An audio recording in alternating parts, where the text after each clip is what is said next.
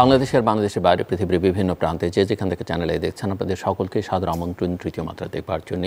প্রিয় দর্শক, সাম্প্রতিক নানা বিষয় নিয়ে আলোচনার জন্য আমার সঙ্গে স্টুডিওতে রয়েছেন আমার বায়ে বসা আছেন বাংলাদেশ আওয়ামী লীগ দলের সাবেক সংসদ সদস্য সাইফুজ্জামান শিখর এবং আমার ডানে রয়েছেন বাংলাদেশের কমিউনিস্ট পার্টি সিপিপি সাধারণ সম্পাদক রুহিন হোসেন প্রিন্স। স্বাগত আপনাদের দুজনকে তৃতীয় মাত্রায়।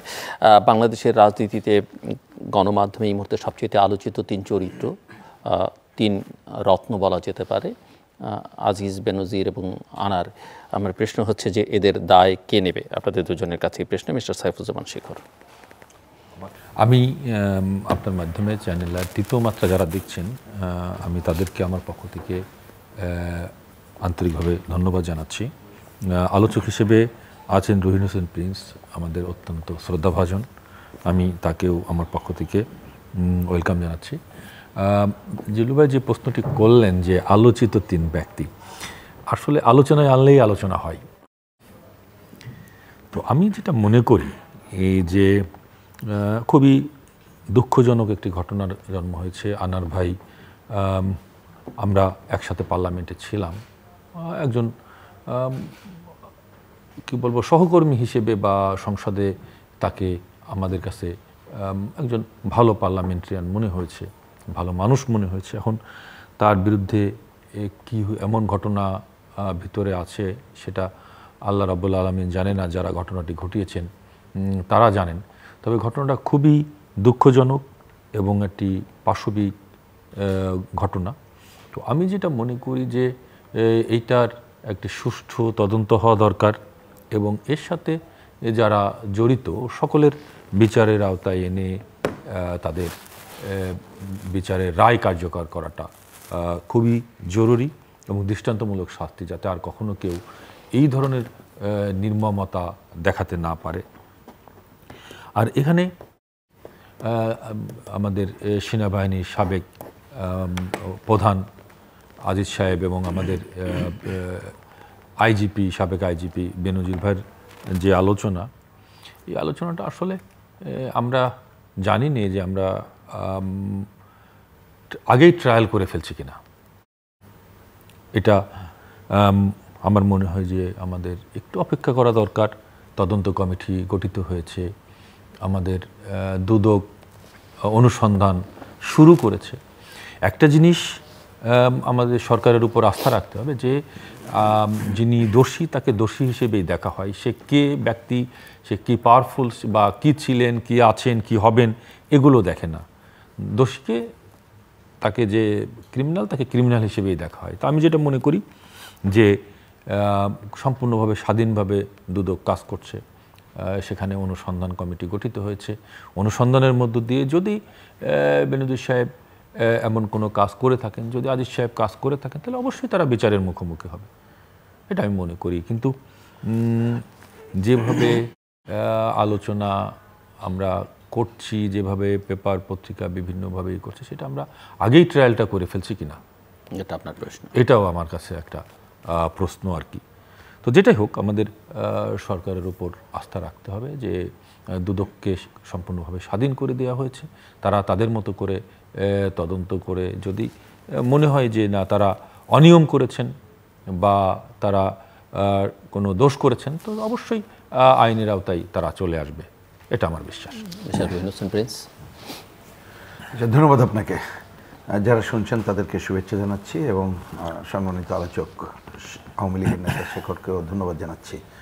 দেখুন, আমি যদি সরাসরি কথা বলি তাহলে আপনি যেটা বলেছেন এইটা বাংলাদেশের কি বলে সাম্প্রতিক সময়ের কাছে একটা অন্যতম বড় ঘটনা। এটা নিয়ে যে যত কথা বলুক এটাই বাস্তবতা। কারণ একজন সেনাবাহিনীর প্রধান, পুলিশের প্রধান, আর তিনবারের এমপি, সেই অর্থেও একটা বিরাট, এবং যে চিত্র এখনো পর্যন্ত ফুটে উঠল সেটা ভয়াবহ। যদিও আপনি যদি অফিসিয়াল বলতে হয় তাহলে বলতে হয় সব বিষয়ে শেষ কথা বলার সময় আসেনি, কিন্তু তারপরও যতটুকু এখন এসেছে এবং অতীতের কতগুলো ঘটনার ধারাবাহিকতা যেটা আছে এই তিনজনের বিষয়ে, তাতে জিনিসটাকে আপনি শেষ কথা আসেনি বলে কোনো কথা বলার নেই, এটা মোটেই যথাযথ না। তাহলে এইবার আমি আসি, আপনি যে প্রশ্ন করলেন যে দায় কে নেবে। আমার হিসাবে প্রথম দায় হচ্ছে প্রচলিত ব্যবস্থার, কথাটা কঠিন, সুযোগ থাকলে পরে বলবো। দ্বিতীয়ত এটা দায় নিতে হবে যে অর্থনৈতিক দুর্বৃত্তায়নের ধারা চলছে সেটার দায়। তৃতীয়ত হচ্ছে দুর্বৃত্তায়িত রাজনীতির দায়। আর চতুর্থত বলতে হবে এ দায় বর্তমান যারা ক্ষমতাসীন আছে তাদেরকে নিতে হবে। এই হচ্ছে টোটালিটিতে এই দায়ের মধ্যে আছি। এবার যদি বলি যে এই ঘটনা কি মনে হয় যেটা একটা সমাজে যেটা দীর্ঘদিন ধরে শুধু এই সরকার না, তার আগেও যেটা আমরা বলে আসছি দুর্বৃত্তায়িত রাজনীতির ধারা, অর্থনীতির দুর্বৃত্তায়ন, তার যে অনিবার্য পরিণতি, এই যে ধারাবাহিকতায় চলে আসছে, তাহলে এইটাই কি শেষ ঘটনা, না এটা সর্বশেষ ঘটনা, নাকি এইটাই সবচেয়ে বড় ঘটনা হিসাবে আসছে? আসলে এখনো পর্যন্ত যারা অবজার্ভ করেন বা তথ্য উপাত্ত অতীত দিনে যে অর্থনীতির লুটপাটের যদি বলেন, পাচারের কথা বলেন, খেরাপিলির কথা বলেন, দেশের লুটপাটের অর্থনীতির ধারার কথা বলেন, তাহলে এটা বলতে হবে এটা সামান্য অংশ, এটাই বাস্তবতা। তাহলে সেই জায়গায় দাঁড়িয়ে আসলে যে ঘটনাটি ঘটল আমার বিবেচনায় এইটা কিন্তু যদি প্রথমে নির্মোহভাবে এটাকে নেওয়া দরকার। যদি আমরা দেশকে মিন করি, মানুষকে মিন করি, নির্মোহভাবে নিয়ে ওই যে কথাগুলো বললাম যে ব্যবস্থাগুলোর কথা, দুর্বৃত্ত তথ্যনীতি রাজনীতির কথা, আমরা তার থেকে উত্তরণের চেষ্টা করব কিনা। একদিকে এই ধরনের জিরো টলারেন্স আপনি দেখানোর কাজটা যদি করতে পারেন, এটা মুখের কথা না। আপনি যেমন একটা মানে কি বলে বাটির ফুটা, পানি ঢালায় যদি ফুটা থাকে তাহলে তো আপনি ফুটতেই থাকবে, সুতরাং ফুটা বন্ধ কর আপনি বলছেন যে না আমি তো দেখছি, কিন্তু সেইটা দিয়ে হবে না। এই টোটালিটিতে না করলে এইটা পুরো আমাদের সমাজের যে একটা খারাপ চেহারা ফুটে উঠল, আরও খারাপ চেহারা আরও সামনে আসবে, যা ভবিষ্যতে কিন্তু আমাদের এই যে আমি যে কয়েকটা পয়েন্টের কথা বললাম সেইটাকে আরও বেশি সামনের দিকে নেবে ইন নেগেটিভ সেন্স, যা পুরো দেশ এবং সমাজের জন্য মোটেই ভালো খবর না। তো এইখানে আমার বক্তব্যটা হচ্ছে যে সরকার, হ্যাঁ ঠিক এত সবের পরে, এটা আমি প্রথম ঘটনার পরপরই একটা বলেছিলাম যে যতটুকু যদি আমরা অন্য দিকে না বলি তাহলে বলতে হয় যে যতটুকু পদক্ষেপ হয়েছে এটাকে আমরা পজিটিভ দেখতে চাই, সাহসী পদক্ষেপ হিসাবেও দেখতে চাই। কিন্তু এইটা যেন কোনোভাবেই, কারণ মানুষের মনোজগৎটা যদি একটু খেয়াল করেন, আপনি আমি বলি না বলি, প্রথমে যখন ঘটনা আসলো দেখলাম, আমরা যখন কথা বলছি আমাদের অনেকে বলছে আরে ভাই ওইটা দেখবেন একটা আইওয়াশ, কারণ অতীতের অনেকগুলো ঘটনা আছে, দেখবেন কোনো না কোনোভাবে এটা কিন্তু পার পেয়ে যাবে, কোনো না কোনোভাবে দুধ কাছে যতটুক করলো, অনেকের ব্যাপারে যত তড়িঘড়ি করেছে, অনেকে তড়িঘড়ি করেন এবার কিছুটা করলো, দেখবেন কোনো না কোনোভাবে দায় মুক্তি দিয়ে দেবে। তাহলে এই চ্যালেঞ্জগুলোকে সরকারের মোকাবেলা করতে হবে, মোকাবেলা করে এখানে নির্মোহ পজিশন নিয়ে বেনজির আহমেদের চলে যাওয়া সেটাকে তো অনেকে অন্যভাবে বটেই আমি সেটা আসছি, মানে আমি যে প্রত্যেকটা ঘটনায় আপনাকে এটা নিতে হবে। যেমন ধরুন একেবারে ছোট করেও যদি বলি, যে কথাটা আসলো সাবেক সেনা প্রধানের দুই ভাইয়ের ব্যাপারে অন্য অনেক কথা আছে, আমি সেদিকে গেলাম না, এই তো পুরনো কথা এবং কেনা জানে। তিন ভাই এনআইডি, হ্যাঁ তিন ভাইদের এনআইডি কার্ড নিয়ে যে ঘটনাটা ঘটলো, আপনি এর থেকে এই কৈফিয়ত কে দেবে? এবং এর জন্য যারা অন্যরা আছে, এখন কি আপনি খালি এটা কেউ বললে যে উনি সুপারিশ করেছে বলে দিয়েছি, তাহলে কি আপনি পার পাবেন? মানে এর মধ্যে দিয়ে আমি একটা পয়েন্ট যদি বলি, তার মানে আমাদের অন্য যে সংগঠনগুলো আছে, যে অর্গানাইজেশনগুলো আছে, তার দুরবস্থাও কিন্তু ফুটে উঠলো। আপনি এটা দেখেন, বেনজির সাহেব, যেটা এখন যতটুকু জানা যাচ্ছে উনি গত মাসের 4 তারিখেই নাকি চলে গেছেন, যদি সত্য হয়, এটা আমি বলতে পারবো না। এত বড় ঘটনার পরে তো এইটা কি কে বিশ্বাস করবে যে ক্ষমতায় যেই থাকুক না কেন তাদের প্রশ্রয় ছাড়া বা তাদের ইনফরমেশান শুধু না, সহযোগিতা ছাড়া এটা কি পসিবল? আমার ধারণা যদি এটা সত্য হয়, কেউ জানে না, এটা বাংলাদেশের কেউ বিশ্বাস করবে না, এটাই বাস্তবতা। যিনি এমপি সাহেব, এটা তো একটা খুবই কি বলবো, যে এর থেকে তো আর নৃশংস ঘটনা হয় না। আমরা যেখানে এইটা নৃশংস ঘটনার বিচার অমুক জায়গাগুলো করব, আমরা কি দেখলাম? এবং আপনি দেখেন ক্ষমতাসীন দলের সাধারণ সম্পাদক প্রথম দিন যেটা বললেন, আমি অন্যভাবে গুরুত্বপূর্ণ বলছি এই জন্যে, তিনি বললেন তিনি জনপ্রিয় ছিলেন বলে অন্য বিষয় বিবেচনা করা হয়নি। আমরা কিন্তু পরের দিন আমি একটা জায়গায় আলোচনার সময় বললাম যে আপনি যদি অন্যটাও ধরি, তার মানে তাদের মেকানিজম কত দুর্বল দেখেন। 1, 2 নম্বর হচ্ছে দুর্বৃত্তায়িত রাজনীতি এমন জায়গায় চলে গেছে, একজন এমপি নির্বাচন করতে হবে যিনি আইন প্রণয়নের ভূমিকা রাখবেন। ওই রকম যোগ্যতা বিবেচনা না করে ক্ষমতাসীন দল, যার কাছে ক্ষমতা এই মুহূর্তে যে বাস্তবতা তাতে হয়তো চ্যালেঞ্জও না, তিনি ওই দল তথাকথিত জনপ্রিয়তা এই জনপ্রিয়তা তো আপনি একজন নায়িকা গায়িকা খেলোয়াড় বলছি, আপনি ধরেন একটা ডাকাতি করে অনেক টাকা দিয়ে টাকা মানুষের কাছে দিয়েও তো একটা জনপ্রিয়তা অর্জন করা যায়। তা আপনি তাহলে রাজনীতিটাও কোথায় চলে গেছে? আমি বলছি যে ওইখানে যেমন একটা অর্গানাইজেশনের চেহারা বললাম, এই জায়গায় কিন্তু একটা রাজনীতির দৈন্যতাও কিন্তু ফুটে উঠলো। যে আপনি একটা এমপি নির্বাচিত করবেন, তাহলে অবশ্যই এমন লোককে করবেন তার তো তিনি আইন প্রণয়নের যোগ্যতার ভূমিকা রাখতে পারে, তিনি ওই দলে, সে যে দলই আপনাকে সিনেমায় নামিয়ে দিলে তো আর সেটা তো হবে না, ক্রিকেট খেলতে নামিয়ে দিলে সেটাই তো বলছি। হবে না। তাহলে আমি বলছি যে এইটা টোটালিটিতে যত ঘটনা উঠলো সেটা হচ্ছে আমাদের সমাজের যে একেবারে একটা খারাপ চেহারা, সেটার কিন্তু বহিঃপ্রকাশ। আমি এই কথাটা বলছি, আবার একটু রিপিট করি, অনেক সময় মনে হয় যে দোষারোপটাই, আমি দোষারোপের কারণে লজিক্যাল বলছি এই কারণে, কারণ এর থেকে দেশটার উত্তরণ ঘটনাটা খুবই জরুরি হয়ে পড়েছে। না হলে এটা মনে রাখতে হবে, দুর্বৃত্তায়িতা যারা ডোমিনেট করছে পুরো রাজনীতিকে আরও বিরাজনীতিকরণের ধারা নিয়ে যাবে এবং অপরাজনীতিকে সামনে আনবে। আরেকটা হচ্ছে বিদেশি সাম্রাজ্যবাদী আধিপত্যবাদী শক্তি যে ডোমিনেশন এখন করছে সেটা আরও ভবিষ্যতে বাড়বে। সুতরাং রাজনৈতিক দলের একজন সংগঠক কর্মী হিসাবে আমি মনে করি এটা বর্তমান রাজনীতির জন্য একটা বড় চ্যালেঞ্জ হিসাবে দাঁড়িয়েছে এবং মুক্তিযুদ্ধের মধ্য দিয়ে অর্জিত বাংলাদেশের জন্য একটা বড় চ্যালেঞ্জ, যেই পুরো দুর্বৃত্তায়িত ধারা থেকে কিভাবে আমরা উত্তরণ ঘটায় সামনের দিকে এগোবো। জি, মিস্টার সাইফুজ্জামান শেখর আপনি শুনছিলেন এবং উনি 4টে পয়েন্ট বলছে, দায় কার কার সেটা একটা ওনার মতো করে ব্যাখ্যা করবার চেষ্টা করেছেন। সো আপনি ওনার কথা শুনে আপনার না, উনি যেটা বলতে চেয়েছেন আমি তার সাথে যে দ্বিমত পোষণ করব বিষয়টা তা না, কারণ উনি একেবারে জিস্ট কথা ঠিক বলেছেন যে অর্থনৈতিক দুর্বৃত্তায়ন তো আছেই এবং সবচেয়ে দুর্ভাগ্যজনক যে পৃথিবীর সব দেশেই আছে। এখন সেটা সরকার প্যাট্রোনাইজ করছে না, সরকার সব দেশে খারাপ জিনিস যেমন আছে, অনেক ভালো জিনিস আছে। তো সরকার প্যাট্রোনাইজ করছে না, সরকার তার বিরুদ্ধে ব্যবস্থা নিচ্ছে। তো আমার যেটা মনে হয় যে আমাদের সরকার কিন্তু রাষ্ট্রীয় ব্যবস্থাপনাটাই সৃষ্টি করছেন দুর্নীতি যাতে না করতে পারে, সুযোগটা সীমিত করে দিচ্ছেন।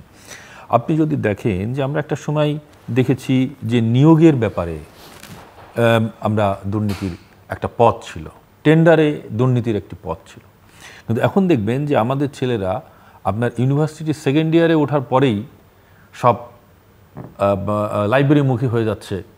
আপনার এটা ভালো হোক খারাপ হোক, বিসিএস বা একটা চাকরি বা একটা নিরাপদ একটা ব্যবস্থার দিকে ঝুঁকে যাচ্ছে। কারণটা হচ্ছে কি যে এই যে নিয়োগ প্রক্রিয়াটা স্বচ্ছতার কারণে মানুষের আস্থাটা ফিরে এসেছে। এই কারণেই তারা চিন্তা করছে যে লাইব্রেরিতে গেলেই তারা চাকরির জন্য যোগ্যতা অর্জন করবে। এখানে মামা খালু যেটা আগে প্রচলিত ছিল সেই ব্যবস্থাটা নেই। অর্থনৈতিক দুর্বৃত্তায়ন রাজনৈতিক পৃষ্ঠপোষকতায় সবচেয়ে বেশি যেটা হয় সেটা হচ্ছে গিয়ে টেন্ডার। সেই টেন্ডারটাও এখন আপনার ইজিএপিতে দিয়েতে এখন যেটা হয়েছে যে পৃথিবীর যে কোনো জায়গায় বসে কিন্তু আপনার এখন টেন্ডারে অংশগ্রহণ করা যায়। সুতরাং এটা ঠেকানো, এটা ম্যানিপুলেট করার কোনো জায়গা এখন নেই। আর আমাদের সাবেক সেনাপ্রধান আজিজ বা আমাদের সাবেক আইজিপি বেনজির ভাইয়ের ব্যাপারে যেটা বলি যে আমরা যেটা ইনশিওর করেছি সেটা কিন্তু আমরা কোথাও দলীয়করণ করি নাই।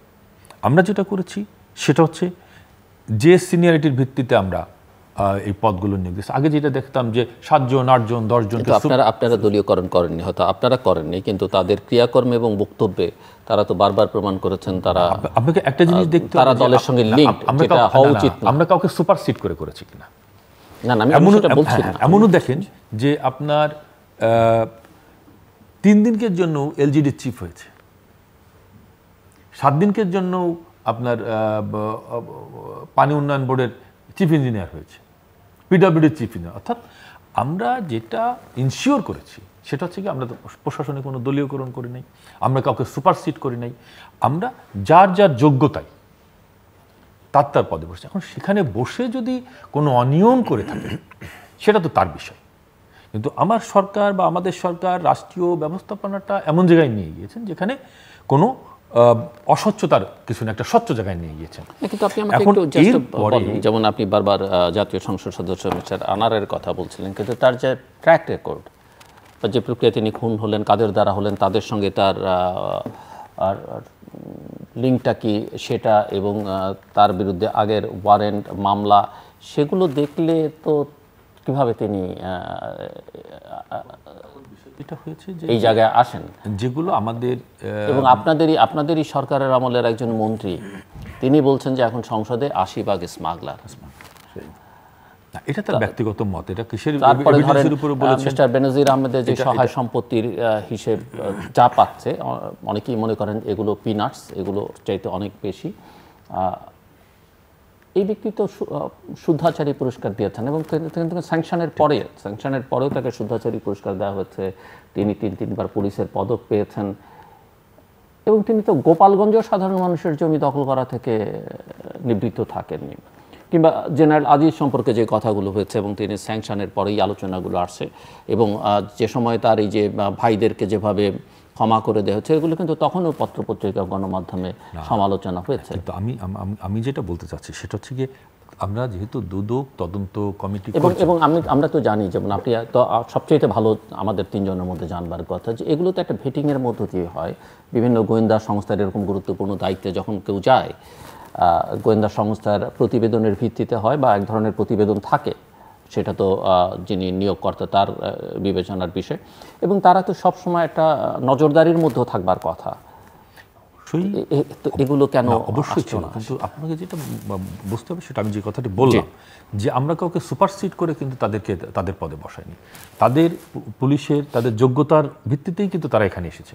যদি এরকম হতো যে আমরা 9 জন 10 জনকে ডিঙ্গিয়ে এদেরকে নিয়ে এসে বসাতাম, যদি সুপারসিড করে বসাতাম, তাইলে পরে সেখানে গভর্নমেন্টের দায়টা আসতে পারত।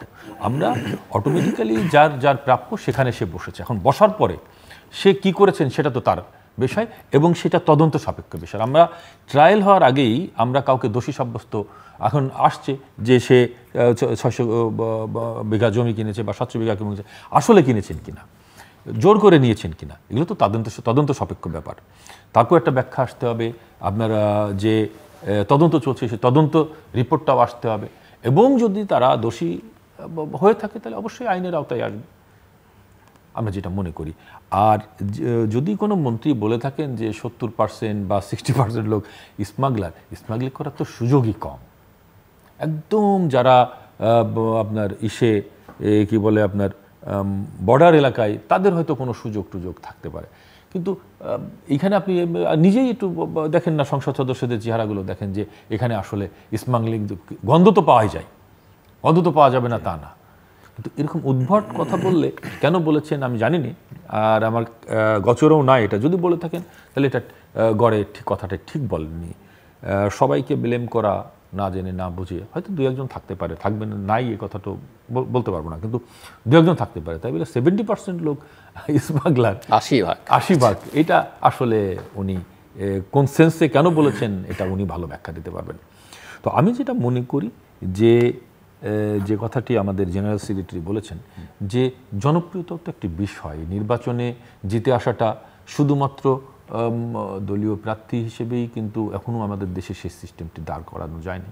ব্যক্তিগত জনপ্রিয়তাটাও একটি কাজ করে। তা সেখানে আমাদের জেনারেল সেক্রেটারি যে কথাটি বলেছেন, যে জনপ্রিয়তার ভিত্তিতেই মনোনয়নটি দেওয়া হয়েছে, মনোনয়নটি সেভাবেই দেওয়া হয়েছে। এখন তিনি তার অতীত যে রিপোর্টগুলো, সেগুলো অনেক সময় দেখা গেছে যে বিএনপি জামাত জোট সরকার যখন ছিল তখন আননেসেসারি অনেককেই ভিক্টিমাইজড করা হয়েছে।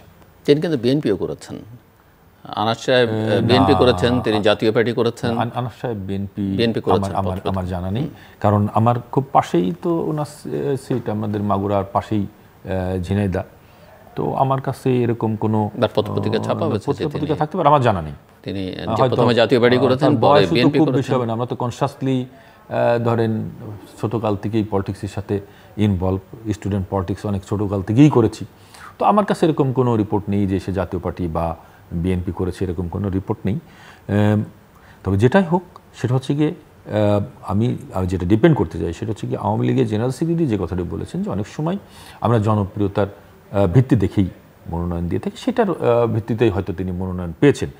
আর যেটা হয়েছে যে পূর্বে যে ঘটনাগুলো, সেটা জামাত বিএনপির সময় আননেসেসারি ভিক্টিমাইজড আমাদের অনেক লোকই হয়েছে। মিথ্যা মামলা, এক মার্ডারে 24 জনের ফাঁসি হয়েছে। তো সুতরাং এইটাকে আমরা ঠিক ওইভাবে নিতে পারছি না। আর আমি শেষ কথা যেটা বলতে চাই সেটা হচ্ছে কি, দুর্নীতি অবশ্যই আমাদের জিরো টলারেন্স। পৃথিবীর সকল দেশেই দুর্নীতি। আজকে আমেরিকার রাষ্ট্রপতি, আমরা ট্রাম্পের দিক দিয়ে যদি তাকাই, সে কিন্তু ফৌজদারি মামলায় দোষী সাব্যস্ত হয়েছে। তারপরেও কিন্তু সে প্রেসিডেন্ট নির্বাচনের রেঞ্জে আছে। তো এই কারণেই আমাদের এখন যেটা দেখতে হবে যে দুর্নীতি সমাজে ছিল, হয়তো থাকবে, একেবারে জিরো করা পৃথিবীর কোনো দেশের যারা দুর্নীতির পরিসংখ্যানে একদম জিরো জায়গায় আসছে, সেখানেও কিন্তু 1% হলেও দুর্নীতি আছে বা 10% হলেও দুর্নীতি আছে। এখন সরকার তাদেরকে ক্লিন চিট দিচ্ছে কিনা বা তাদেরকে পৃষ্ঠপোষকতা করছে কিনা, তাদেরকে কোনোভাবে দায়মুক্তি দিচ্ছে কিনা, এটা হচ্ছে গিয়ে মূল একটি সরকারের সফলতা ব্যর্থতা। আমি যেটা মনে করি যে আমাদের সরকার সে দুর্নীতির বিরুদ্ধে জিরো টলারেন্স, এবং যেই করুক, আমি যে কথাটি প্রথমেই বলেছিলাম যে আমরা অপরাধীকে অপরাধী হিসেবে দেখি, কোন ব্যক্তি অপরাধ করছে সেটা ম্যাটার না, ব্যক্তি কোনো ম্যাটার না, অপরাধী অপরাধী, এবং আমাদের সরকার কোনোভাবেই কোনো অপরাধীকে ক্লিন চিটটা দিবে না, এটা আমার মিস্টার উইন হোসেন প্রিন্স। না, এটা তো আওয়ামী লীগের অবস্থান থেকে আওয়ামী লীগ কথা বলেছে, আমি ওইটা নিয়ে না বলে আমি যদি এবার আগের ধারাবাহিকতার কথা বলি, দেখেন কতকগুলো জিনিস, একটা আমার যতটুক, সবটা তো আর অত জানানো হয় না, আর আসলে নিজেদের কাছে একটা খারাপ লাগে, বিশেষ করে জানা সাহেবকে নিয়ে কথা হচ্ছে নৃশংস হত্যাকাণ্ডের পরে, তারপরে ওটা রাজনীতির কারণেই এটা কতকগুলো অনুসন্ধান করে আমি বলেছি পথের সন্ধানের জন্য বলতে, আমি যদি ভুল না করে একটা টেলিভিশনে দেখলাম যে স্থানীয় নেতা, সম্ভবত আমার দেখে মনে হলো যে তিনি ওনার থেকে বয়সে বড়, ওনাকে জিজ্ঞেস করা হলো যে আপনারা এগুলো জানতেন না, বলেননি। তিনি আমার ধারণা ইনোসেন্টলি বলছেন যে হ্যাঁ ওর সম্পর্কে এরকম ছিল, ওকে দেখা হলে বলছি তুমি এগুলো থাকলে টাকলে এগুলো বাদ দাও। এখন আমি যে কথাটা বলতে চাই, আসলে আমি যদি ধরে নিই, এবার লজিক্যালি ধরলাম যে উনি ঠিক কারেক্টলি বলেছেন এবং উনি ভালো মানুষ, উদাহরণ দিলাম আর কি, কোড অ্যান্ড কোড, কিন্তু সেইটা দিয়ে তো আপনি পারবেন না। আপনার যদি পুরো সিস্টেমটাই এরকম করেন যে টাকা ছাড়া আপনি নির্বাচিত হতে পারবেন না, টাকা ছাড়া আপনার জনপ্রিয়তার কোনো অন্য মানদণ্ডটাই আপনার কাছে প্রধান না, আপনার ক্ষমতা আপনি নানাভাবে শো করা ছাড়া আপনি পারবেন না, এবং কোনো না কোনোভাবে আপনি একেবারে শাসক যারা তাদের কাছে কাছাকাছি না হতে পারলে হবে না। আর কাছাকাছি হতে গেলে কি লাগে, পত্রপত্রিকায় কথাবার্তা বেরো, এটা নতুন করে দরকার নেই। তাহলে আমি ওই যে বলছি যে আপনি দুর্বৃত্তায়িত ধারা এবং যে জায়গাটা নিয়ে আসছেন সংকট, সেখানে আপনি সেইটাকে যদি চিহ্নিত না করে শুধুমাত্র বলেন এটা ধরেছি অমুক করেছি, হ্যাঁ আপনি নিশ্চয়ই করছেন, সেটা নিয়ে আমি কোশ্চেন করতে চাই না, কিন্তু আমি বলছি এখানে সমাধান কিন্তু আপনি খুঁজে পাবেন না। আপনি বলছেন যদি বলেন যে হ্যাঁ আমরা তো এটা ও করেছে সে করেছে, তা আপনি সংগঠন কি রেখেছেন? দুদক নামে যে সংগঠন, আসলে কি তাই? একসময় কথা ছিল কি নখ দন্তবিহীন, এবং এখনো যে দুদক নিয়ে যে নানা কথা, কারোর জন্যে সেটা চলে রকেট গতিতে, কারোর জন্যে একেবারে কচ্ছপ গতিতে। তা আপনি জিনিসগুলো তো সেই জায়গায় হচ্ছে না, তাহলে আপনি তাহলে ওইখানটার সংগঠনটাকে, যেটা আপনার সাংবিধানিক প্রতিষ্ঠান, এগুলোকে তো আপনি সেই জায়গাটাতে করবেন, তা কই তার তো আলামত দেখা যাচ্ছে না। আমাদের সেনাবাহিনী, আমাদের পুলিশ বাহিনী, এটা নিয়ে কেন কোশ্চেন উঠবে? এটা তো ওঠার কথা না, কিন্তু হচ্ছে তো তাই। এখন সে যিনি তিনি এসে দলীয় পরিচয় দেওয়ার পরে মহিমান্বিত হয়ে সুযোগ সুবিধা নিচ্ছেন কি নিচ্ছেন না, বা তাকে করা হচ্ছে না, তাহলে এই জায়গাটায় ক্ষমতাসীনদের পক্ষ থেকে যদি এটাকে প্রফেশনাল পজিশনটাই রক্ষা করা হতো, তাহলে তো আপনি সেই জায়গাগুলো তো আর থাকতে পারতো না। আর এত বড় বড় ঘটনা যদি ঘটে থাকে, তাহলে ওইখানে আমরা বারবার শুনছি যে এত মেকানিজম আছে, এতজনকে কি বলে আপনার ব্যবস্থা গ্রহণ করা হয়, তাহলে কি শুধুমাত্র যারা ছোটোখাটো ঘটনা ঘটে আপনি সেইটাকেই চোখের সামনে এনে আর অন্যগুলোকে আপনি অন্যভাবে বাইপাস করে দিচ্ছেন? ক্ষমতার প্রশ্নটা কি এমন, মানে তার ক্ষমতা ধর বলছি যে সেখানে আপনি মনে করছেন যে এটা করছেন? তাই এই ধরনের আমি সামান্য কথা বলি, এগুলো ঘটে কেন আমাদের বিবেচনায়? এটা ঘটে, আমি আগেই যেটা বলেছি ওই ধারাবাহিকতায় আরেকটা বলতে পারি, সেটা হয়েছে কি, আমি যদি, কারণ রাজনীতির তো কথা হচ্ছে, রাজনীতি করি বা রাজনীতিটাই তো দেশ তারাই, তাদের উপরে ভোট নির্বাচন, সেটা দিয়েই তো চলার কথা। যখন আমরা জনগণের উপরে ভরসা না করে ভরসা করি বিশেষ বিশেষ এই ধরনের সংস্থাগুলোর উপরে, বাহিনীর উপরে, আপনাকে কিন্তু অনিবার্যভাবে আপনি ইচ্ছা করলেও কোনো কিছু পারবেন না। যেমন প্রসঙ্গক্রমে এই হচ্ছে কথা। এবার একটা কথা বলি, আপনি যদি আমার বুঝের ভুল না হয়, শেখর ভাইকে একটা কথা জিজ্ঞেস করছিলেন যে বিভিন্ন প্রতিষ্ঠান তো আছে, তারা কি নজরদারি করে নাই? এই ক্ষেত্রে আমি একটু আমার পজিশনটা বলি যে প্রথম কথা, হ্যাঁ নিশ্চয়ই যে তারা নজরদারি এক জিনিস, কিন্তু আপনি যদি এরকমের করে ফেলেন, আমি একটা উদাহরণ দিই, বেশ আগে আমি একটা চর অঞ্চলে গেছিলাম, বুঝছেন ভাই। এটা হচ্ছে এই বিজয় দিবসের একটা প্রোগ্রামে, তা আমি দলের বলছি না, তিনি এসে সালাম দিলেন, চেনে এই হিসাবে পরিচয় দিয়ে বললেন দোয়া করেন আগামীবার আমি যাতে ইউনিয়ন পরিষদের চেয়ারম্যানের মনোনয়ন পাই। তাহলে যে তখন অনেক দিন আগে আমি যে খালি কি দোয়া করলে হবে, আপনার দল এবং জনগণ যদি চাই। উনি আমাকে যেটা বললেন, আমি বলছি কোনো দোষারোপের জায়গা থেকে না, প্র্যাকটিক্যাল। উনি আমাকে বলছেন না আপনি দোয়া করেন, অমুক অমুক কতগুলো সংস্থার কথা বললো যে তাদের রিপোর্ট ভালো আছে।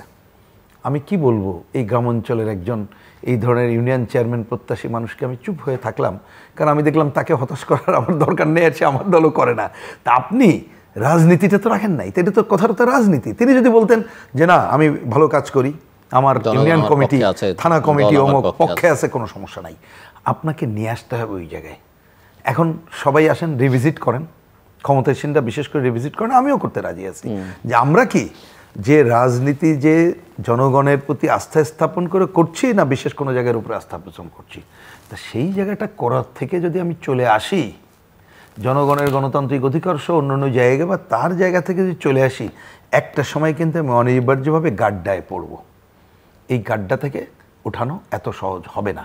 আর আপনি জনগণের উপরে ভরসা করে যদি আপনি একটা সংকটেও পড়েন, আপনার যদি ইমানদারি, কথাটা বুঝের জন্যই বললাম খালি, যেটা আমরা সাধারণভাবে বুঝি, সেইটা যদি ঠিক থাকে বা নিয়ত যদি আপনার ঠিক থাকে, আপনি যদি জনগণের কাছে থাকেন, কোনো না কোনো কারণে আপনি যদি সামান্য তার থেকে বিচ্যুত হন, ওইটাকে উইন ওভার করা কোনো সমস্যা হয় না। আমাদের দেশের অভিজ্ঞতা কিন্তু তাই বলেন। ক্ষমতাসীন যে দলটি তার অতীতের অভিজ্ঞতা দেখলেও কিন্তু তাই দেখতে পাবেন। বাংলাদেশের অভিজ্ঞতা তাই। হ্যাঁ, নানা কারণে হয়তো ধরে নেন আমরা মেলা খারাপ না করলেও মানুষ একটা চেঞ্জ চাই করলো, কিন্তু যদি ওই রকমের কোনো কিছু না থাকে তাহলে কিন্তু আবার ফিরে আসা কোনো ব্যাপার না।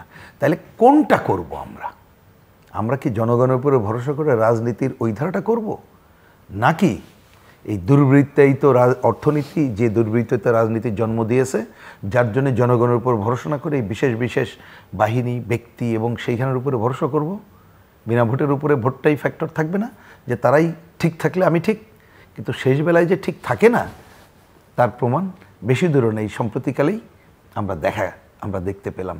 এখন ক্ষমতাসীনরা যতই বলুক না কেন যে আমরা তো করছি, হ্যাঁ করছি না এ কথা তো বললে তো মিথ্যা বলতে হবে বা ঠিক বলবো না, কিন্তু ওইটা করার মধ্য দিয়ে জনগণের এক নম্বর আস্থা অর্জন করা যাবে না। সবচেয়ে বড় কথা হচ্ছে যে ওই যে আমি যে প্রতিষ্ঠানগুলোর কথা বললাম, এবং ওই ধারাটা যদি ফিরিয়ে না আনতে পারেন, দেখবেন যে এরকমের আরও নতুন চেহারাও যেমন প্রকাশিত হচ্ছে, এবং আরও মানুষ এখন যারা আছে ওই দুর্বৃত্তায়ন থেকে বেরিয়ে আসবে না। সো দুর্বৃত্তায়নের একটা প্রকাশ এখন সর্বশেষ যেটা সরকারের জন্য বড় চ্যালেঞ্জ, অনেকে মনে করেন যে অর্থনৈতিক সংকটটা, এবং এই সংকটটা এমন জায়গায় এসে দাঁড়িয়েছে যে সাধারণ মানুষও সাফার করছে বলে পত্রপত্রিকা লিখছে, টেলিভিশনগুলো বলছে, এবং সাধারণভাবে অনেকেই মনে করেন। আপনি কি মনে করেন? না, ইকোনমিক্যাল সমস্যা তো একটু আছেই। আমাদের মাননীয় প্রধানমন্ত্রী গত পরশুদিনকে একটি জায়গায় বলেছেন যে শঙ্কিত হওয়ার কিছু নেই। তো আমি যেটা মনে করি যে জনগণ যে কিছুটা কষ্ট পাচ্ছে না এই করোনা এবং এই যুদ্ধগুলো নিয়ে, বৈষয়িক বিভিন্ন কারণে সারা পৃথিবীতেই দ্রব্যমূল্য বা এই ইকোনমিক্যাল ক্রাইসিসটা সারা পৃথিবীতেই আছে। তো এখন যেটা হচ্ছে যে আমরা এটা স্বীকার করছি, এবং এটার থেকে আমরা সাধারণ মানুষকে নিষ্কৃতি দেওয়ার জন্য আমরা টিসিবির মাধ্যমে আমরা প্রায় অর্ধেক দামে মানুষের কাছে নিত্য প্রয়োজনীয় দ্রব্য পৌঁছে দিচ্ছি, যাতে মানুষ কষ্টটি না পায়। এর বাইরেও আরও অনেক সামাজিক নিরাপত্তা বেষ্টনী, আরও বিভিন্নভাবে আমরা চেষ্টা করছি যে মানুষের যাতে কষ্টটা লাঘব হয়। এবং আমাদের অর্থমন্ত্রী অথবা 2-3 দিন আগে একটা কথা বলেছেন যে জুনের পর থেকে আমরা আশা করি যে মুদ্রাস্ফীতি যেটা বা ইকোনমিক্যালি মানুষ যে কষ্টে আছেন তার থেকে আমরা বের হয়ে আসতে পারবো। তো আমরা আশাবাদী যে অন্তপক্ষে মানুষকে আমরা এই ক্রাইসিসে তাদের পাশে দাঁড়ানোর যে গভর্নমেন্টের পক্ষ থেকে সেই কাজটুকু আমরা করছি। এখন সমস্যা যেটা হয়েছে যে সারা পৃথিবী যে দিনের পর দিন ইকোনমিক্যালি একটা ঝামেলার জায়গায় চলে যাচ্ছে, বৈশ্বিক যে আপনার যুদ্ধগুলো, এই যুদ্ধগুলোর কারণে যে সমস্যাগুলো সৃষ্টি হচ্ছে, এইগুলোর হাত থেকে তো আমরা পৃথিবীর বাইরে না, সুতরাং ওইটার ভিতর আমাদেরকেও মনে করেন যে পৃথিবীর পৃথিবীর চেহারাটা এতটা খারাপ না যতটা আমাদের খারাপ, এবং আমরা শুধু বৈশ্বিক কারণ বলছি, কোভিডের কথা বলছি, সময় তো অনেক গেছে কোভিডের পরেও। অভ্যন্তরীণ ব্যবস্থাপনার দুর্বলতা এবং লুটপাটই হচ্ছে এই সংকটের একটা প্রধান কারণ, সেটা অস্বীকার করা হচ্ছে কেন? লুটপাটের বিষয় যেটি হয়েছে সেটা হচ্ছে কি, এই যে ব্যাংকগুলো খালি, টাকা বাইরে চলে গেছে, অর্থনীতিকে নীতি গ্রহণের নানা রকমের দুর্বলতা। আপনি যদি বিগত দিনের দিকে তাকান, যারা আপনার তথাকথিত বিশেষজ্ঞরা এই কথাগুলো বলছেন, তারাও একটি সময় কিন্তু গভর্নমেন্ট চালিয়েছেন। তো তাদের সময় দেশের অবস্থা কী ছিল সেটা যদি আপনি পোস্টমর্টেম করেন তাহলে কিন্তু আপনার কাছে পরিষ্কার হয়ে যাবে। আমি যেটা মনে করি যে আমাদের সরকারের অধীনে ইকোনমিক্যালি যে প্রবলেমগুলো সৃষ্টি হয়েছে এটা কিন্তু বৈশ্বিক কারণ হয়েছে। এবং পৃথিবীর আপনি যে দেশের দিকে তাকান, আমার পার্শ্ববর্তী ভারতের দিকে তাকান, নেপালের দিকে তাকান, শ্রীলঙ্কার দিকে তাকান, আপনি পাকিস্তানের দিকে তাকান, আপনি ইউরোপের দিকে তাকান, সকল জায়গায় কিন্তু ইকোনমিক্যালি একটা ক্রাইসিস চলমান আছে। এখন যেহেতু সারা পৃথিবীতেই এই প্রবলেমটি আছে, সুতরাং এর বাইরে তো আপনি থাকতে পারবেন না।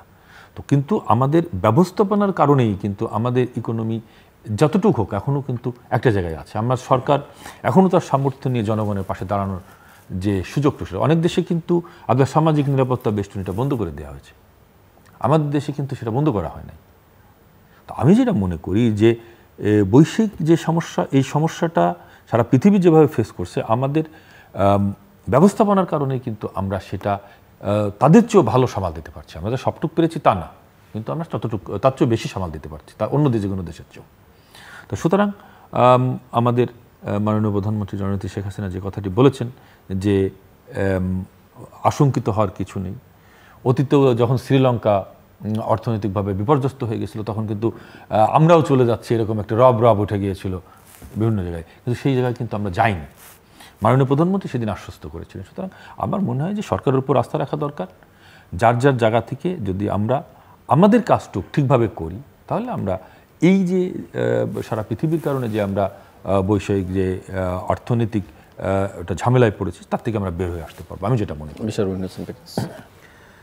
দেখুন, মানে আপনি যখন অর্থনীতির প্রশ্ন করছিলেন তখন মনে পড়ছিল যে কদিন আগে একটা তথ্য বেরোলো যে আমাদের মাথাপিছু আয় বেড়ে গেছে। এটা তো সুখবর, মাথাপিছু আয় বেড়ে গেছে। তো এখন আমাদের ওই দিনই একটা সভা ছিল, ওপেন সভা। তা মানুষকে জিজ্ঞেস করলাম, তো বলেছে না, কারোর তো আয় বাড়ে নাই, প্রকৃত আয় তো কমে গেছে। তা আয়টা বাড়ানোর অঙ্কটা আসলো কিভাবে? ডলারের হিসাব করে।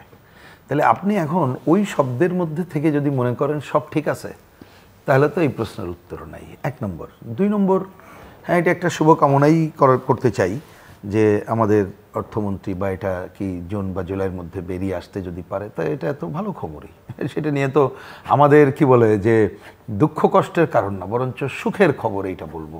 কারণ মনে রাখতে হবে, যদি আমাদের দেশে একটা অর্থনৈতিক সংকট বড় হয়, সবচেয়ে বেশি সাফার করবে কারা? সাধারণ মানুষ। এবার আসি সরকারি তথ্য কি বলে, আমাদের তথ্য এবার বাদ দেন, বা সরকারি সমর্থক ইকোনমিস্টরা তথ্য দিতে না বলার কিছু নেই। কি বলছে? আগেই প্রকৃত আয় কমে গেছে 4 কোটির উপরে মানুষের, এবং মানুষের মধ্যে বিরাট অংশ তারা কম প্রোটিন খেয়ে তারা বেঁচে আছে। এই জায়গাটা আপনি স্বস্তি দিতে পারছেন না, এবং যে ব্যবস্থা বা যে পরিস্থিতি, তা সে স্বস্তি দেওয়ার কোনো কারণেই তার একটা সহজ কথা যে অধিকাংশ মানুষের আয় বাড়েনি, জিনিসপত্রের দাম বেড়ে গেছে, তার মানে প্রকৃত আয় কমে গেছে। এটা তো সহজ অঙ্ক, এই অঙ্ক অস্বীকার করার কোনো কারণ নেই। এখন এইখানে ঘটে কি, এটা একটা কথা বলতেই হয় যে আমাদের দেশের মানুষ, এটা আমরা একাধিকবার আপনার এখানেও বলেছি, যে কিভাবে কম খেয়ে বাঁচা যায় সেটা একটা আবিষ্কার করেছে, এবং না খেয়ে থাকলেও সব জায়গায় বলে না। এই একটা বড় বিউটি হচ্ছে, আজকে কিন্তু একেবারে একটা পরিবারের ছোট মানুষ থেকে শুরু করে, আমি গ্রামীণ পরিবার মিন করছি, শহরেও শ্রমজীবী মানুষ, তাদের বয়স্ক লোক পর্যন্ত কিন্তু চেষ্টা করে কোনো না কোনো কাজ করে টিকে থাকার জন্য কিছু আয় করতে। তাহলে আপনি এই রকমের মধ্যে টিকে আছে বলেই বা উৎপাদনটা ঠিকমতো দাম না পেলেও সে করছে, এইটার উপরে দাঁড়ায় আছেন। কিন্তু দাঁড়ায় আছে দেখেন আপনি বড় সংকটের কোথায় আছেন। হ্যাঁ, উৎপাদন বেশি হলে কোনো না কোনোভাবে জিনিসপত্রের দাম অ্যাডজাস্ট হয়ে যাচ্ছে, কিন্তু বিদ্যুৎ নিয়ে যে ঘটনা ঘটলো, হাজার হাজার কোটি টাকার বকেয়া আপনি কিন্তু পরিশোধ করতে পারছেন না। আমেরিকান তার যে কোম্পানিগুলো, আমরা শুনলাম যে লু সাহেব এবার আসার পরে যে তিনি দরবার করতে আসছেন যে টাকা যাতে নিয়ে যেতে পারে, ভারতের প্রতিষ্ঠান, সেখানে নাকি আমরা টাকা দিতে পারছি না, এটা বাস্তব কথা। তার মানে আপনার এই জায়গাগুলোর এইটা চলছে। কিন্তু আপনি বিপরীতে যদি দেখেন যে এইরকম একটা সংকটে আপনি যে বড় বড় মেগা প্রজেক্ট যেটা নিয়েছেন যথাসময় হয়নি, টাইম বাড়লে খরচ বেড়ে যাচ্ছে, সে ব্যাপারে কি স্বচ্ছতা জবাবদিহিতা আছে? আপনার বন্ধের কোনো খবর আছে? নাই। পানির দেশ, মিঠা পানির দেশ। আমার তো বোতলের ব্যবসা এখন গ্রামে চলে গেছে। ওয়াসা লাভে থাকলেও তারা দাম বাড়ানোর কথা আবার বলল। আমরা খবর পাচ্ছি, পত্রিকার মাধ্যমে তো বললো যে পানিও আমদানি হয়, কোটি কোটি ডলার সেখানে ব্যয় হয়। এমনও হোটেলের খবর জানি, আমরা তো আর হয়তো যাই নাই, শুনি গুলশানে নাকি এরকম হোটেলও আছে, আপনি খাবার পরে যে পানি দেবে, জাপানের পানি বা অন্য জায়গার পানি, ওই দাম দিতে হবে, খালি বোতলের পানিও না। তাহলে আপনি এই ধরনের একটা জায়গায় সংকটে যদি আপনি যে কোনো কারণে পড়লেও জনগণকে স্বস্তি দিতে গেলে এই জায়গায় যে আপনি একটা হ্রাস করবেন, ভূমিকা নেবেন, সেটা তো আমরা দেখছি না, কারণ হাতে তো নাই। এইটা যদি রাজনৈতিক নেতৃবৃন্দ এবং প্রকৃত রাজনীতি, আমি বলছি প্রকৃত রাজনীতি বলতে তিনি যেটা আফোল্ড করেন তার সাথে দ্বিমত থাকলেও ওর সাথে জনসংযোগ যতটুকু যে ভূমিকা রাখতে পারতেন, সেই জায়গাগুলো আপনি দেখবেন এটা নাই। সামাজিক বেষ্টনী, আপনি বাস্তবতা কি দেখেন? সামাজিক বেষ্টনী, হ্যাঁ, কাগজে কলমে অনেক টাকা দেওয়া হয়, বাংলাদেশে এটা একটা অন্যতম বিউটি, এটা নিয়ে আমরা দ্বিমত করি না। কিন্তু বিরাট অংশ টাকার হচ্ছে পেনশন খাত, মুক্তিযুদ্ধ ভাতার খাত, কারণ এই জায়গাগুলো তো নাই। আর সবচেয়ে আমাদের বিবেচনায়, আমরা বামপন্থী বা কমিউনিস্ট পার্টির বিবেচনায়, এইবার তো আপনি আরেকটা সংকট করলেন। এত বললাম বিদ্যুৎ, অন্য বিষয় আছে, জ্বালানি দেখেন দাম বাড়ানো, এগুলো তো তার একটা অভিঘাতগুলো আছে, সেটা কিন্তু একেবারেই ডোমিনো ইফেক্ট পড়বে, সেটা আমরা জানি। আইএমএফের কাছ থেকে ঋণ নেওয়া হলো, আমরা কিন্তু তখন বলেছিলাম, শুধু আমরা না, আমাদের ধারার ইকোনমিস্টরাও বলেছিল যে পৃথিবীতে আপনারা আমাদের কাছে উদাহরণ দেন যে আইএমএফ, ওয়ার্ল্ড ব্যাংক তাদের ঋণ নিয়ে কথা শুনে আপনি খুব ভালোভাবে আপনি চলতে পেরেছেন না। আপনি সাময়িক প্রশান্তি পেতে পারেন টাকা পয়সা, কারণ ধার করলে তো আপনি যে কোনোটাই আপনি পাবেন একটা পরিবার, কিন্তু আপনাকে এই ধার করতে হবে যাতে করে ওই ধারের টাকা আপনি ঠিকমতো করে আয় করছেন, যেটা দিয়ে ধার শোধ করতে পারেন। কিন্তু আপনি ধার করে ধার শোধ করবেন, আর ফলাফল কী হবে? আমরা ওই সময় বলেছিলাম যে আইএমএফ যে পরামর্শগুলো দেবে তাতে এত সবের পরও যতটুকু আপনি সাধারণ মানুষের জন্য করতে পেরেছেন, আস্তে আস্তে কিন্তু আপনাকে কমাতে হবে।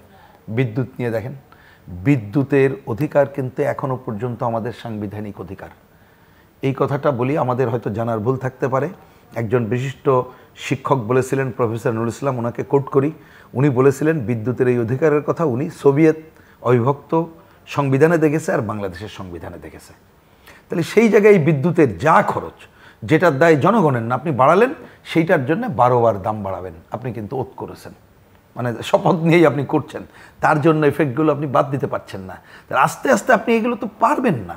ধরুন এইরকম একটা সংকটের সময় আপনি এমনকি পুঁজিবাদী দেশগুলো, অন্য দেশগুলোতে তারা মিনিমাম কি করে, যে খাদ্য নিরাপত্তার আগে বলা হতো 9টা পণ্য, এবং আস্তে আস্তে এই পণ্যগুলো বাড়িয়ে এমনকি ডিটারজেন্ট, এমনকি প্রোটিন সমৃদ্ধ খাবার আস্তে আস্তে দিয়ে জনগণকে স্বস্তির জায়গায় রাখেন। তা আমরা বলেছিলাম যে ঠিক আছে, এত সবের পর একটা রেশনিং ব্যবস্থাটা চালু হোক, আপনি ন্যায্য মূল্যের দোকানটা চালু হোক। আপনি তো পারবেন না, ইচ্ছা করলেও পারবেন না। কেন? কারণ আপনি তো ব্যবসায়ী সিন্ডিকেটের হাতে সবটা তুলে দিয়েছেন, ওদেরকে আপনি হাত দিতে পারবেন না, বরঞ্চ আপনি চিন্তা করবেন যে ওদের উপর হাত দিতে গেলে হাত পুড়বে, সুতরাং আমি একটু গায়ে হাত বুলে সামাজিক বেষ্টনীর কিছু কাজ করে এটা করি। কিন্তু আপনি তো পারছেন না। কেন? পুরো অর্থনৈতিক ব্যবস্থায়, আমি দুর্বৃত্তায়ন শব্দটাগুলো বারবার ব্যবহার করছি, আমরা মনেই করি সেটাকে আরও যদি থিওরিটিক্যালি বলি, নয়া উদারনীতিবাদী অর্থনীতি, তার যদি লাগামহীন এই লুটপাটের ধারা চলে, তার অনিবার্য পরিণতি এই। তা সেই জায়গায় আমরা দেখতে পাচ্ছি ব্যাংক সহ অন্যান্য জায়গায় যে সংকট, এখনও পর্যন্ত যদি আমাদের দেশীয় ইকোনমিস্ট, দেশপ্রেমিক তাদেরকে নিয়ে একটা যথাযথ ভূমিকা না নেওয়া হয়, তাহলে সবাই বলছে একটা সংকটে পড়তে পারে। সেই সংকটে পড়লে সবচেয়ে বেশি ক্ষতিগ্রস্ত হবে সাধারণ মানুষ। প্রিন্স ভাই কয়েকটি স্ববিরোধী কথা বলেছেন। যেমন বলেছেন যে মানুষের পার ক্যাপিটাল ইনকামটা কমেছে, এটার সাথে আমি এখানে আবার আরেকটি কথা বলেছেন যে আপনার বাইরের পানি আমদানি হচ্ছে। আমরা একসময় বাংলাদেশে ইভিয়ান পানি খুঁজে পাইনি, এখন কিন্তু আপনি মফস্বল শহরেও ইভিয়ান পানি পাবেন। তার মানে বাইং ক্যাপাসিটি, একটা পানির দাম আমরা 20 টাকা দিয়ে যে পানিটা কিনছি, সেই পানিটার দাম আমরা 150 টাকা ইভিয়ান পানির দাম, সেটা এখন আপনার মফস্বল লেভেলের মানুষ কেনার ক্যাপাসিটি রাখছে। সো তার যদি ইনকাম সোর্সটা না বাড়ে, তাহলে তো সে এই জায়গায় যাওয়ার কথা না। তাহলে তো এইটা ঢাকা শহরের 2-1টা লাক্সারিয়াস হোটেলে ভিতর সীমাবদ্ধ থাকার কথা।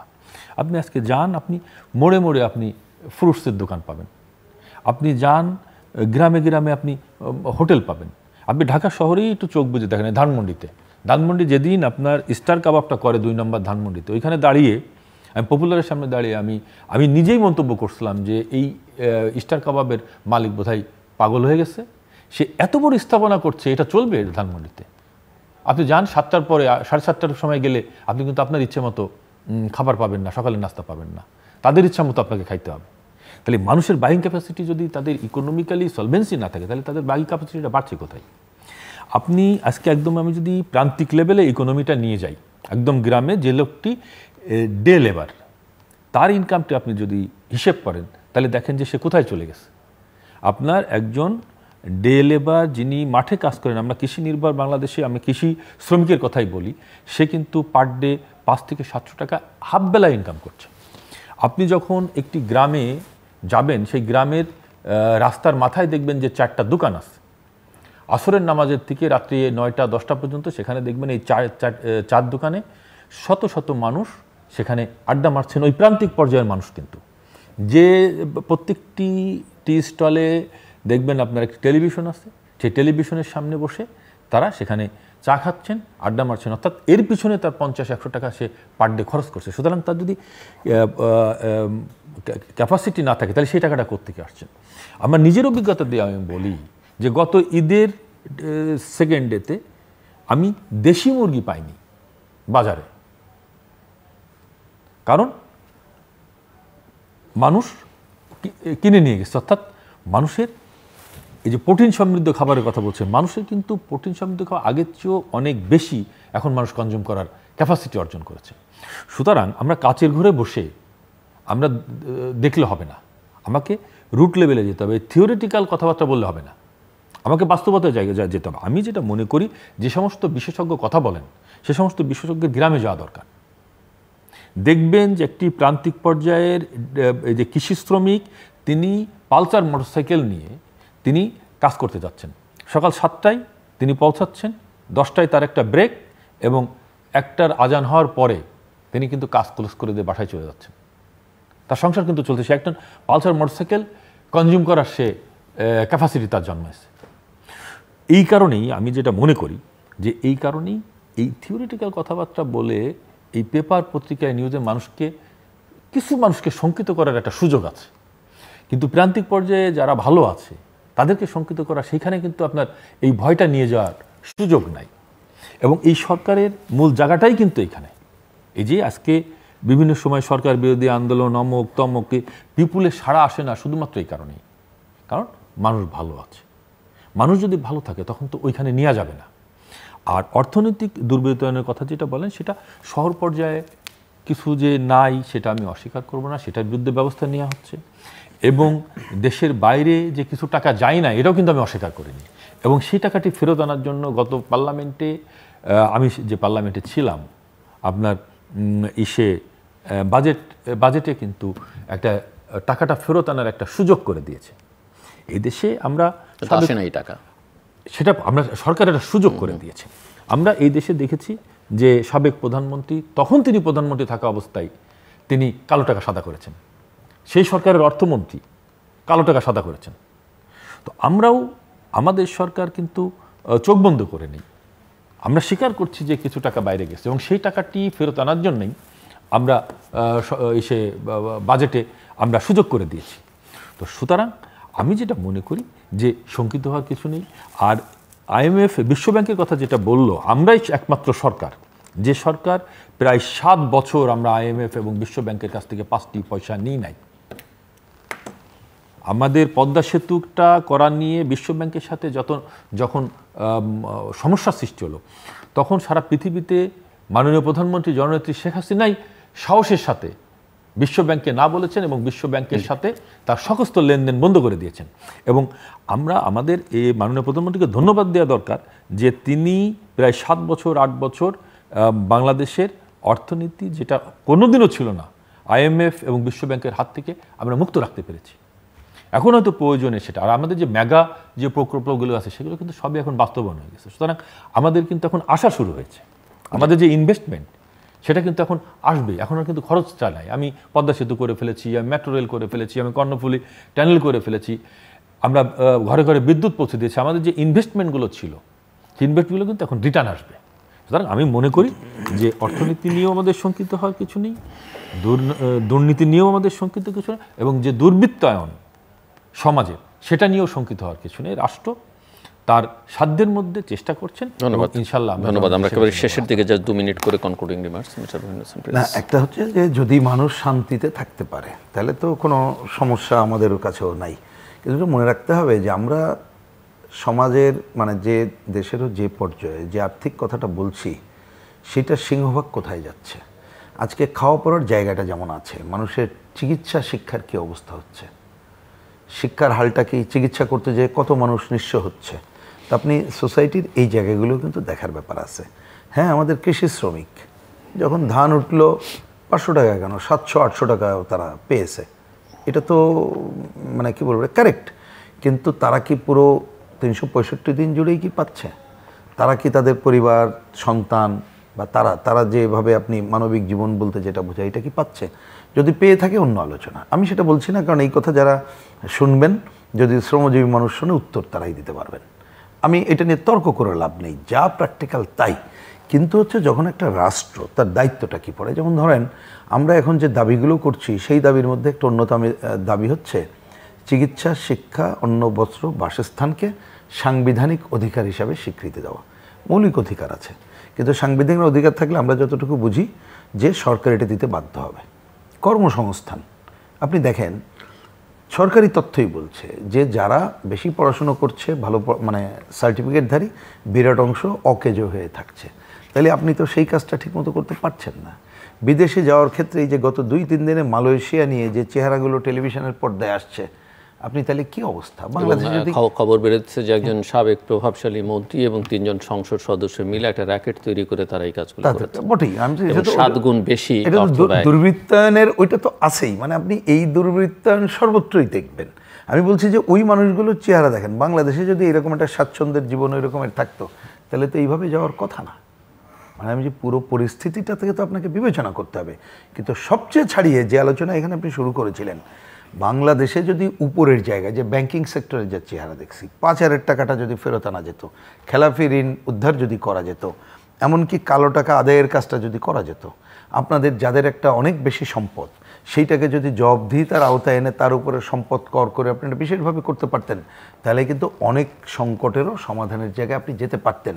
কিন্তু সেইটা না করে যে ধারা চলছে, আমরা এটা শুধু আমরা না, বিশেষ করে এখন যেটা হচ্ছে দেখেন এইবারের বাজেটে অনেক কিছু দেখা যাবে যে আপনি ঋণ করেই ঋণ পরিশোধের কথা বলছেন, এবং অনেক ইকোনমিস্ট এই কথা বলেছে, এটা তারা অন ইয়ারে, আমাদের কথা না, যে 2026 সালে বাংলাদেশে যদি এই ধারা চলে, এর থেকে যদি সরকার এখনো ফিরে না আসে, এই যে 5,000 টাকা ঋণ খেলাফি এগুলো ফেরত না আসে, তাইলে টাকা ছাপিয়েও যদি ঋণ শোধ করতে চাই সেটা পারবে না। তখন কিন্তু আজকে যতটুকু আছে আমরা বলছি এটা বড় সংকটে পড়বে। আমি পানির কথাটা তুলেছিলাম এই জন্যে যে একটা সংকটের সময় আপনাকে কতকগুলো জায়গায় রাশ টেনে ধরতে হয়, তা আপনি সেটা না ধরে এগুলোকে উন্মুক্ত করছেন, সেই উন্মুক্ত ভবিষ্যতের জন্য ভালো ফল হবে না। আমি ওই কারণে কথাটা বলেছি। হ্যাঁ, এবং একটা সমাজে এই প্রসঙ্গক্রমে কথাটা এটা বলেই শেষ করি, ধরেন যদি আমাদের সমাজে যদি এটা কৃতিত্ব থাকে, তা আমি জাপানি পানি, সিঙ্গাপুরি পানি, বিদেশি পানি কেন কিনে খেতে হবে? ওই টাকাটা তো অন্য সমাজের কাজে ব্যবহার করতে পারি। এটা নির্ভর করে কোন দৃষ্টিভঙ্গিতে আমি দেশটা পরিচালনা করব তার উপর। কেন খাচ্ছি সেটা বিষয় না, খাচ্ছে, তার মানে তাদের ক্যাপাসিটি আছে। আমার প্রশ্নটি যেটা প্রিন্স ভাই বলার চেষ্টা করেছেন যে মানুষের পার ক্যাপাসিটি কমে গেছে, সেটার সাথে আমি দ্বিমত পোষণ করেছি। এখন এই লোকগুলো কেন খাচ্ছে সেটা পরবর্তীতে আলোচনার বিষয়। আর প্রিন্স ভাই যেটা বলেছেন মৌলিক অধিকারের কথা, আমরা কিন্তু যে 5টি রাইট সেগুলো কিন্তু আমরা স্বীকার করি, অন্ন, বস্ত্র, বাসস্থান, শিক্ষা, চিকিৎসা। আপনি দেখেন যে আমরা যাদের জমি নেই, ঘর নেই, তাদের কিন্তু আমরা জমি এবং ঘর দিচ্ছি। 2 শতক জমি এবং একটি ওয়াল করা পাকা ঘর আমরা তাদেরকে করে দিচ্ছি। আমার মাগুরায় আরও 1 বছর আগে 100% এটা মাগুরা আর পঞ্চগড় এই 2টা জায়গায় কিন্তু হয়েছে। সুতরাং এই যে মানুষের যে বাসস্থান সেটা আমরা নিশ্চিত করেছি। মানুষের চিকিৎসা যেটা, সেটা আমরা 34 থেকে 35টা ওষুধ আমরা কিন্তু বিনামূল্যে দিয়ে থাকি। আমরা সরকারি হাসপাতালগুলোই যাদের একেবারে ক্যাপাসিটি নেই তাদের আমরা সমাজ কল্যাণের মাধ্যমে অর্থায়ন করে থাকি। আমরা এই যে হৃদরোগ বলেন, আপনার বিভিন্ন জায়গায় এসব জায়গায় কিন্তু সরকারি সাবসিডি আছে। তো আমরা এই নিশ্চয়তাটাও কিন্তু আমরা নিশ্চিত করেছি। সুতরাং আমি যেটা মনে করি সেটা হচ্ছে গিয়ে আমরা কিছু লোক আছি, আমরা ঢাকায় বসে আমরা তাত্ত্বিক কথাবার্তা বলি, আমরা পরিসংখ্যান নিয়ে আসি, কিন্তু আসলে বাস্তবতাটা সেটা থেকে আমরা দূরে থাকি। আমাদের বাস্তবতাটা দেখতে হবে। আজকে যদি আপনি মিরপুরে যান, কোন ব্র্যান্ডের দোকান নেই আপনি খুঁজে বের করেন তো। একটা সময় এক নিউ মার্কেট ছাড়া আপনার কোথাও কোনো মার্কেট খুঁজে পাবেন না। আজকে আপনি মোহাম্মদপুরে যান, কোন ব্র্যান্ডের দোকান নেই, কোন ব্র্যান্ডের খাবার দোকান নেই, দেখেন তো। মানুষের যদি ক্যাপাসিটি না বাড়ে, মানুষ যদি খারাপ থাকে, কষ্টে থাকে, তাহলে এই ব্র্যান্ডের দোকানগুলো আপনার পাড়ায় মহল্লায় ছুটে না, প্রত্যেক গ্রাম মহল্লায় আমি বলি ভাই, আমার মাগুর একটা ছোট্ট মফস্বল শহর, সেখানে আপনি যান, সেখানে আপনি ব্র্যান্ডের কাপড়ের দোকান পাবেন। তাহলে হাও, এটা তো গ্রাম পর্যায়ে চলে যাচ্ছে। তাহলে পার্সেন্টেজ তার এখানে থাকতেছে না। যদি ঢাকায় শুধু গুলশানে থাকতো তাহলে এটা আপনি পার্সেন্টেজ জানতে পারতেন। এখন যখন মাগুরার পশু হাসপাতাল পাড়ায় চলে যাচ্ছে, আপনার দাকপে চলে যাচ্ছে ব্র্যান্ডের দোকান, তখন তো এই পার্সেন্টেজটা বাড়ছে। সুতরাং মানুষের ক্যাপাসিটি বেড়েছে। সুতরাং আশঙ্কিত হওয়ার কিছু নেই।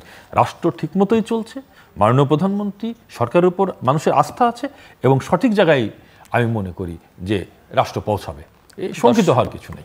দর্শক, অনুষ্ঠানের শেষ প্রান্তে আমরা সামাজিক যোগাযোগ মাধ্যম ফেসবুক এবং এক্সে তৃতীয় মাত্রা লাইভ স্ট্রিম হচ্ছে, আপনারা দেখতে পারেন। টেলিভিশন পর্দায় দেখতে না পারলে যে কোনো সময় যে কোনো স্থান থেকে ইউটিউবে তৃতীয় মাত্রা চ্যানেলটি সাবস্ক্রাইব করে পর্ব বা পুরোনো পর্বগুলো আপনারা দেখতে পারেন। মিস্টার রুহিন হোসেন প্রিন্স এবং মিস্টার সাইফুজ্জামান শিকর, অসংখ্য ধন্যবাদ এই আলোচনাটা করার জন্য। দর্শক মণ্ডলী, একদিক থেকে আশার কথা, আরেক দিক থেকে নৈরাশ্যের কথা, একই সঙ্গে হতাশার কথা বা দুর্দশাগ্রস্ত চিত্র, সেই সঙ্গে ভালো কিছু হলে নিশ্চয়ই বাংলাদেশের জনগণ সবাই সেটাকে সাধুবাদ জানাবে এবং তারা তার উপকারভোগী হিসেবেও এক ধরনের স্বস্তি বোধ করবে। বাস্তবতা এটি।